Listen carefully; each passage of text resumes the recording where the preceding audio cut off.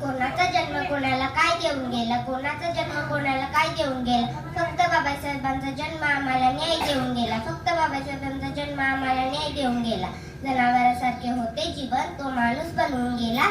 जनावरासारखे होते जीवन, तो माणूस बनवून गेला. आम्ही होतो गुलाम, तो बादशाह बनवून गेला. आम्ही होतो गुलाम, तो बादशाह बनवून गेला. सन्मान्य व्यासपीठावरील मान्यवर व माझ्या छोट्या मोठ्या बालमित्रांनो, आज मी तुम्हाला भारतरत्न डॉक्टर बाबासाहेब आंबेडकर यांच्याविषयी काही 4 शब्द बोलणार आहे. ते तुम्ही शांत चित्तेने ऐकून घ्यावे अशी माझी नम्र विनंती. राजनीतिज्ञ, समाजसुधारक, लेखक, भारतीय संविधानाचे जनक, ज्यांना आपण महामानव म्हणून संबोधतो, असे डॉक्टर बाबासाहेब आंबेडकर यांना मी वंदन करून माझ्या भाषणाला सुरुवात करीते.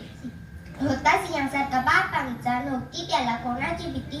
होता सिंहासारखा बाप आमचा, नव्हती त्याला कोणाची भीती. लोटून गेले वर्षानुवर्ष, जरी आजही बोलवते ती चैतन्यभूमीची माती, ती चैतन्यभूमीची माती.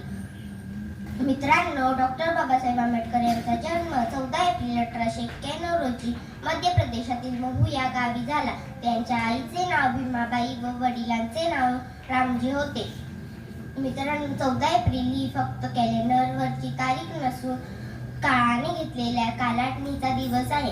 या दिवशी भीमराव रामजी आंबेडकर नावाचा एक क्रांतीसूर्य जन्माला आला. बालपण जोडिले पुस्तकांना, तोडिले अनेक बंधनांना. बालपण जोडिले पुस्तकांना, तोडिले अनेक बंधनांना. निर्माण केले संविधान, घडले कारण लोकशाहीला, घडले कारण लोकशाहीला. वर्ग, जाती, धर्म, लिंग याचा भेदभाव न करता सर्व नागरिकास एक समान अधिकार मिळावे, हा बाबासाहेबांचा विचार होता. बाबासाहेबांनी आपल्या अनुयायांसह 1956 साली बुद्ध धर्मात प्रवेश घेतला.